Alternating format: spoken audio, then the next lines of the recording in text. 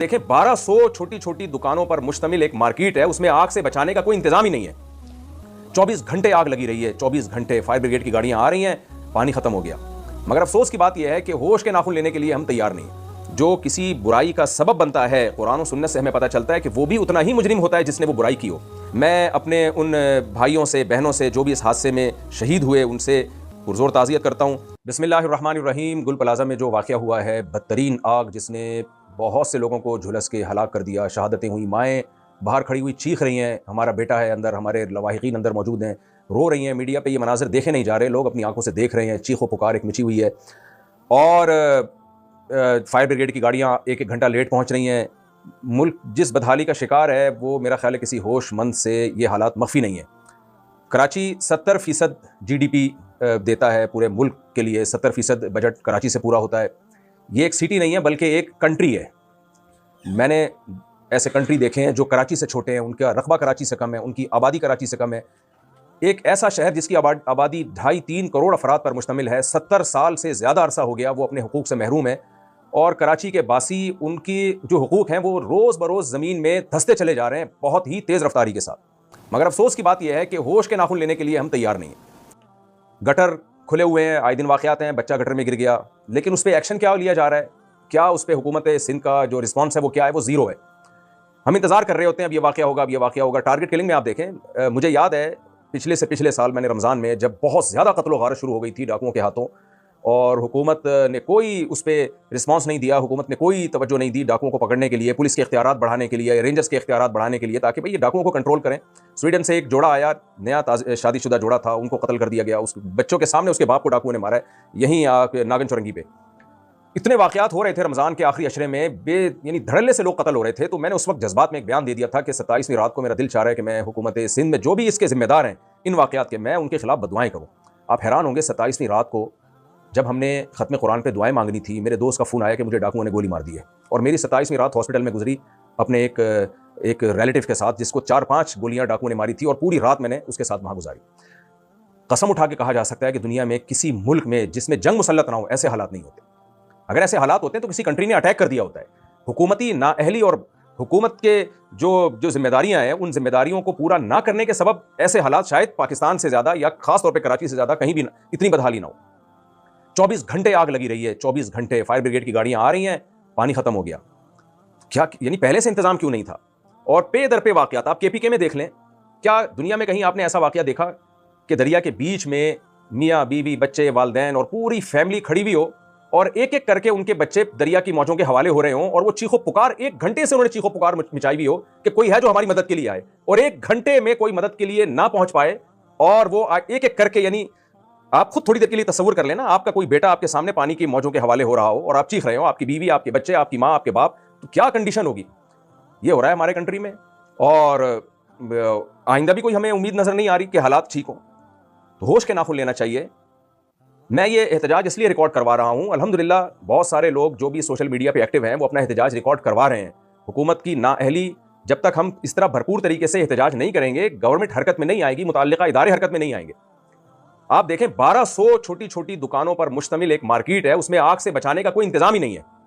ये सवाल सबसे पहले इसकी जिम्मेदार हुकूमत है, उसके बाद मुतल्लिका इदारे हैं, उसके बाद वो बिल्डर्स भी हैं जिन्होंने बिल्डिंगें बनाई, और उनको ये इंतजाम नहीं किया कि यहाँ अगर आग लग जाएगी तो उसके लिए एग्जिट कैसे होगा, लोग भागेंगे कैसे, आग बुझाने का क्या इंतजाम होगा। हमने इदारों में देखा है, आप दारुल उलूम कुरंगी में जाएं, हजरत मुफ्ती रफ़ी उस्मानी साहब ने एक मदरसा बनाया, पहले से उस मदरसे की इमारत को ऐसा डिज़ाइन किया कि खुदा न ख्वास्ता अगर आग लगती है तो तलबा के भागने के रास्ते हों। फिर आग से बचाने के जितने भी इंतजामात हैं, जितनी भी SOPs हैं, उन तमाम को अपने मदरसे में लागू किया। जामिया रशीद आप जाएं, एक मदरसा है, हालांकि कोई बहुत बड़ा इदारा नहीं है, कोई ऐसा नहीं है कि कोई बहुत बड़ा बिजनेस हो रहा हो, वहाँ पे एक मदरसा है जहाँ लोग क़ाल अल्लाह क़ाल रसूल पढ़ रहे हैं। वहाँ उन्होंने इंतजाम किया कि भाई अगर खुदा न ख्वास्ता आग लगती है तो रास्ते हों जहाँ से तलबा बाहर भाग सकें, और आग बुझाने के इंतजामात हों, सिलेंडर जो लगाए जाते हैं। ऐसे इदारों में इंतजामात हो रहे हैं, और 1200 दुकानों पर मुश्तमिल एक बिल्डिंग जो कराची का दिल सदर, और उस सदर के भी बीचों बीच एक ऐसी इमारत हो जहां सैकड़ों हजारों लोग अरबों खरबों रुपए का बिजनेस कर रहे हो, तो वहां जनाब आग से बचने का, आग लग जाए तो बुझाने का और एग्जिट के रास्ते ही नहीं है वहां पे। इससे बड़ी, यानी किसी कौम की नाकामी और किसी हुकूमत की नाकामी की इससे बड़ी दलील क्या हो सकती है? तो मैं कराची के बासी होने के हैसियत से एक अपना एहतजाज एक रिकॉर्ड करवाना चाहता हूँ, और جو ہم نے باہر دنیا میں ٹریولنگ کی ہے, تھوڑا بہت اپنا تجربہ شیئر کرنا چاہتا ہوں. دنیا میں جتنی بھی آرگنائزڈ قومیں ہیں, جتنی بھی قومیں جو مہذب قومیں سمجھی جاتی ہیں, وہ آگ سے بچنے اور قدرتی حادثات سے بچنے کا پہلے انتظام کرتی ہیں, اس کے بعد عمارتیں بنتی ہیں اور اس کے بعد نقشے پاس ہوتے ہیں. آپ یورپ میں جائیں, امریکہ میں جائیں, کینیڈا میں جائیں, جہاں بھی دنیا میں سفر کریں آپ, اس قدر انہوں نے انتظامات کیے ہوتے ہیں. یعنی ہم حیران ہوتے ہیں کہ جب آپ باہر سفر کرتے ہیں تو ہمارے یہاں جیسے لائنوں میں پانی آتا ہے تو انہوں نے آگ بجھانے کے لیے پانی کی لائنیں الگ سے ڈالی ہوئی ہوتی ہیں کہ خدا نخواستہ کہیں آگ لگی تو ان لائنوں کو کھولا جائے گا. ایسا نہیں ہوگا کہ ٹینک بھر بھر کے آ رہے ہیں, کتنا ٹائم لگتا ہے فائر بریگیڈ کی ٹینکروں کو فل ہونے میں, پھر ٹریفک کی وجہ سے لیٹ ہو سکتے ہیں. جب کہیں حادثہ ہوتا ہے تو کھچا کھچ رش بڑھ جاتا ہے وہاں پہ, تو اس کا انہوں نے پہلے سے انتظام کیا ہوا ہے. آپ ان ملکوں میں جائیں, آپ دیکھیں ہر عمارت میں ایک بٹن ہوتا ہے. آپ واش روم میں جائیں گے نا, ریسٹ روم میں, وہاں بھی ایک بٹن ہوتا ہے, ایمرجنسی بٹن. خدا نخواستہ آگ لگ گئی, آپ نے یہ بٹن آن کر دینا ہے. فائر بریگیڈ کا عملہ, پولیس اور ایمبولینس تینوں کے تینوں فوراً پہنچتے ہیں. ہم کہاں کھڑے ہوئے ہیں, دنیا کہاں سے کہاں نکل گئی. لیکن ہمارے ہاں, میرے ایک دوست نے مجھے واقعہ سنایا, ان کے آفس میں آگ لگ گئی. یہ واقعہ تو وہ ہے جو مشاہدے پر مبنی واقعات ہیں. ان کے آفس میں آگ لگی, پورا جل گیا. میں ان سے ملنے کے لیے گیا, میں نے کہا یہ آپ کے آفس میں ہوا کیا؟ کہتے ہیں آگ لگ گئی تھی. میں نے کہا فائر بریگیڈ کو نہیں بلایا؟ انہوں نے کہا میں نے فائر بریگیڈ کے محکمے کو فون کیا تو وہ آئے اور آ کے انہوں نے اچھی طرح سروے کیا اور فون کر کے بتایا کہ بندہ کوئی نہیں مرا ہے, یعنی بندے سب نکل گئے. مطلب بزبان حال انہوں نے پیغام دیا کہ بندے چونکہ بچ گئے لہذا کوئی جلدی نہیں ہے, تسلی سے آ جاؤ. تو آپ دیکھیں یہ کس کی ذمہ داری ہے, اس کا ذمہ دار کون ہے؟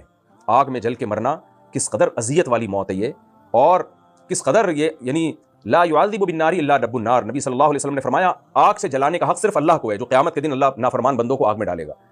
لیکن ہماری حکومتوں کی نااہلی اور ان بلڈرز کی نااہلی جو عمارتیں بناتے ہیں اور عمارت بناتے وقت, بلڈنگ بناتے وقت اس کا خیال نہیں کرتے کہ بلڈنگ کا ڈیزائن ایسا بنایا جائے کہ خدا نخواستہ آگ لگتی ہے تو نکلنے کا پورا انتظام ہو.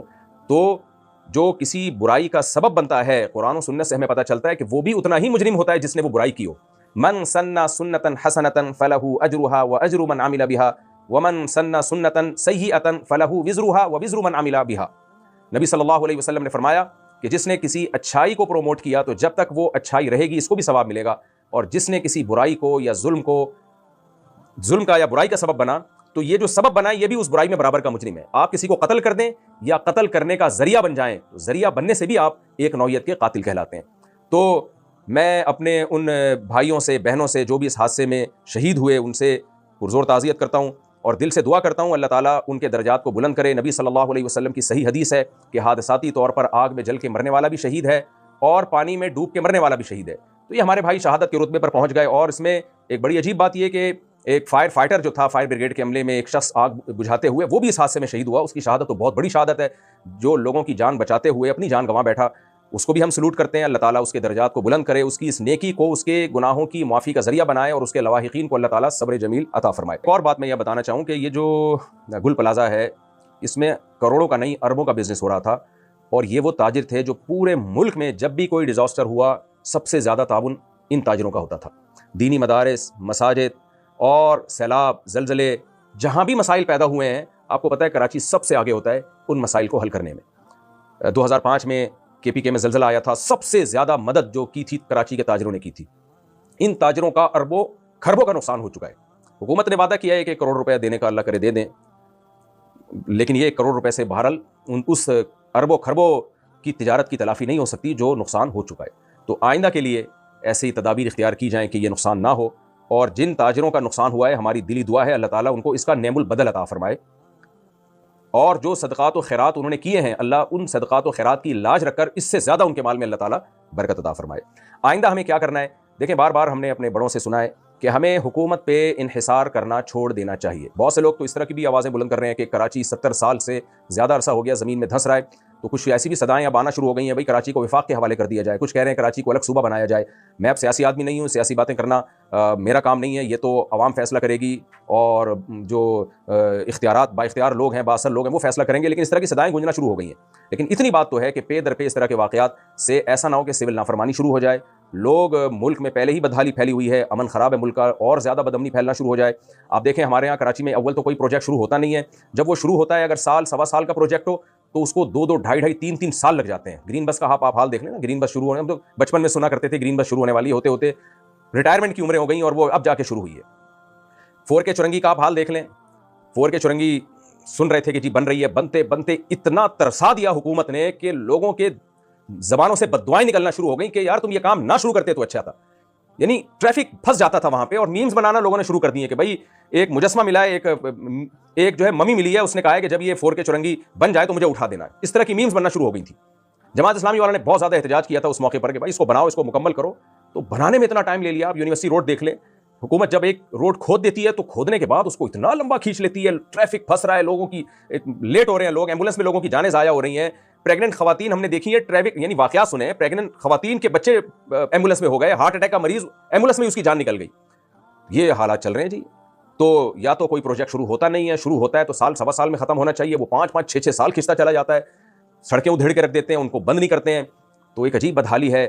ایسا نہ ہو کہ لوگ سول نافرمانی کی طرف آ جائیں, یا کراچی میں جو اس طرح کی باتیں ہیں, یہ اس طرح کی باتیں کی جا رہی ہیں کہ کراچی کو وفاق کے حوالے کیا جائے, کراچی کو ایک صوبہ بنایا جائے, ایسی تحریکیں زور پکڑ گئیں تو پھر کیا ہوگا یہ واللہ عالم. میں اس بارے میں تبصرہ نہیں کرتا, لیکن یہ کہ اس طرح کی صدائیں گونجنا شروع ہو گئی ہیں. تو خدا را کراچی پر رحم کیجیے. اور عوام سے میں ایک گزارش کر سکتا ہوں, میں ظاہر ہے کوئی ایسا نمائندہ نہیں ہوں کہ میں عوام سے جو ہے وہ احکامات جاری کرنا شروع کر دوں. ہم گزارش ہی کر سکتے ہیں کہ حکومت پہ انحصار کرنا چھوڑ دیں. میں نے ولاگ بنائے ہیں جس میں کراچی کے لوگوں نے خود چندہ کر کے اپنے گلی کی سڑکوں کو ٹھیک کیا. ایسے علاقے ہیں, میرے ولاگ آ جائیں گے انشاءاللہ. اپنے علاقوں کو خود لوگوں نے بنایا. گٹروں کے ڈھکن میں نے بھی اپنے پیسوں سے لگائے ہیں, اور لوگوں سے چندہ کر کے اپنی گلی محلے کے کچھ گٹر کے ڈھکن ہم نے خود لگائے ہیں. تو اپنی مدد آپ کے تحت آپ کراچی میں سروائیو کریں گے تو سروائیو کر جائیں گے. کل بات ہو رہی تھی ہمارے دوستوں میں کہ یار یہ صفائی ستھرائی گلیوں میں ہو نہیں رہی ہے, تو کسی نے بتایا کہ پرائیویٹ کمپنیاں ہیں, لوگ کام کر رہے ہیں, ان کو پیسہ دیں آپ, وہ صفائی اچھی کر دیتے ہیں. ہم نے کہا کوئی بات نہیں, گورنمنٹ کو الگ پیسہ جاتا رہے, وہ قیامت میں خود ہی حساب دیں گے. ہم پرائیویٹ کمپنیوں سے رابطہ کر کے گلیوں کی صفائی کر لیں. تو ہم نے تو سروائیو کرنا ہے نا, ہم نے تو رہنا ہے. جب تک اس دنیا میں رہنا ہے تو اس طرح سے تو نہیں رہنا ہے کہ ہمارے بچے گٹروں میں گریں اور جگہ جگہ آگ لگے اور نلکوں میں پانی نہ ہو. اب آپ دیکھیں نا, یہ بھی تو ہے نا کہ پانی نہیں آ رہا تو لوگ ٹینکر خرید کے ڈال رہے ہیں. حکومت پہ ڈیپینڈ نہیں کر رہے ہیں, کہ ایسا نہیں ہے کہ مر جائیں گھروں کے اندر قحط سے کہ پانی نہیں حکومت دے رہی ہے. تو وہاں بھی ہمیں کرنا پڑتا ہے اپنی مدد آپ کے تحت, پیسہ خرچ کرنا پڑتا ہے, چاہے بھیک مانگ کے خرچ کرنا پڑے ہمیں. تو اس طرح آپ جو بھی دکانیں ہیں, بہت کنجسٹڈ ایریاز ہیں, وہاں ہمیں خود کمپنیوں کو بلا کے سروے کروانا چاہیے کہ بھائی خدا نخواستہ یہاں آگ لگ جاتی ہے تو پہلے سے آپ ہمیں SOPs بتائیں کہ کیا SOPs ہیں جن پر عمل کر کے ہم آگ کی جو حادثہ ہے اس سے بچ سکتے ہیں. خدا نخواستہ کسی الیکٹرک وائر میں آگ لگ جاتی ہے تو اس سے بچنے کا کیا طریقہ ہے. باہر ملکوں میں بچوں کو سلنڈر تک کے استعمال کا طریقہ اسکولوں میں سکھایا جاتا ہے. یہ جو ہمارے یہاں گیس, اب تو گیس بھی نہیں آ رہی نا, میرے اپنے گھر میں 7 یا 8 سلنڈر ہیں, آپ اندازہ لگائیں. 4 گھروں کے سلنڈر الگ, اور گیزر کے سلنڈر, کیونکہ گیزر میں بھی گیس نہیں آ رہی ہوتی. اور سلنڈروں کا بل میں اگر آپ کے سامنے پیش کر دوں آپ کے ہوش اڑ جائیں. ہر چیز کے لیے ہم نے سلنڈر لگایا ہے, گیس کا پریشر ہی نہیں ہے, اور پھر بھی گھر والے روتے ہی رہتے ہیں گیس نہیں ہے, گیس نہیں ہے, گیس نہیں ہے. تو یہ حال ہے. تو باہر ملکوں میں بچوں کو گیس کے سلنڈر تک کے استعمال کا طریقہ سکھایا جاتا ہے. بچپن میں ہی ان کو یہ چیزیں اسکولوں میں پڑھا دی جاتی ہیں. ہمارے یہاں کیا پڑھایا جا رہا ہے اسکولوں میں کہ آگ لگ جائے تو آپ نے کیا کرنا ہے, الیکٹرک وائر کی آگ لگے تو کیا کرنا ہے, اور دوسری آگ لگے تو کیا کرنا ہے. تو اسکولوں میں نہ تعلیم ہے. یہ سندھ کا زیادہ برا حال ہوا ہے, سب کو پتہ ہی ہے. پنجاب نسبتاً بہتر چل رہا ہے, سندھ کا حال زیادہ خراب ہوا ہے. تو حکومت کو یا تو ہم برا بلا کہہ کے اپنا ٹائم ویسٹ کریں, یا پھر یہ کہ ہم اپنی حفاظت اور اپنی مدد آپ کے تحت سروائیو کرنا سیکھیں. اللہ تعالیٰ ہمارے کراچی کو امن کا گہوارہ بنائے, حادثات سے اللہ کراچی کی حفاظت فرمائے, اور کراچی جس طرح پورے ملک کی خدمت کر رہا ہے, پورے ملک کو بھی تھوڑی سی کراچی کی خدمت کی اللہ توفیق عطا فرمائے. مجھے یاد ہے میں ایک دفعہ گلگت کے کسی ہوٹل میں تھا, پرانی بات ہے 2010 یا 11 کی, کہیں ہم گاؤں میں تھے, ہوٹل میں چائے پینی پڑ گئی مجھے. تو میں نے جب چائے پی تو ہوٹل والے نے پیسے نہیں لیے مجھ سے, بلکہ ہماری پوری ٹیم سے نہیں لیے. میں نے کہا کیوں بھائی؟ کہتے ہیں آپ کراچی سے آئے ہو. اور وہ بڑا جذباتی ہو گیا, کہنے لگا کراچی کے ہم پر بڑے احسانات ہیں, اور کہ اس گاؤں میں شاید ہی کوئی فرد ہو جس کو کراچی نے کھلایا نہ ہو. تو 70% تو حکومت کے کاغذات میں ہے, باقی کراچی جو کما کے لوگوں کو دے رہا ہے, روزگار ظاہر ہے جہاں آبادی ہوتی ہے وہیں روزگار ہوتا ہے. ملٹیپل کلچر ہے یہاں, پٹھان بھی ہیں, پنجابی بھی ہیں, سرائکی بھی ہیں, اور سندھی بھی ہیں, یہ سب ہمارے بھائی ہیں. تو ملٹیپل کلچر, مہاجر بھی ہیں, اور مختلف قومیں, ہزارہ والے بھی ہیں, اور بلتستان کے لوگ بھی ہیں, کوہستانی بھی ہیں. اتنے ساری قومیں یہاں بستی ہیں, ملٹیپل کلچر ہے, بے شمار زبانیں ہیں, بے شمار تہذیبیں ہیں, بے شمار کلچر ہیں.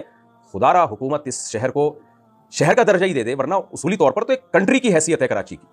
تو اللہ تعالیٰ ہمارے شہر کی قدر کی ہمیں توفیق عطا فرمائے, صاف ستھرا کر دے کراچی کو اللہ تعالیٰ ترقی دے, اور ان حادثات سے اللہ تعالیٰ ہماری حفاظت فرمائے. اور میں آخر میں پھر تعزیتی کلمات کہتا ہوں ان لوگوں کے لیے جو اس حادثے میں شہید ہوئے.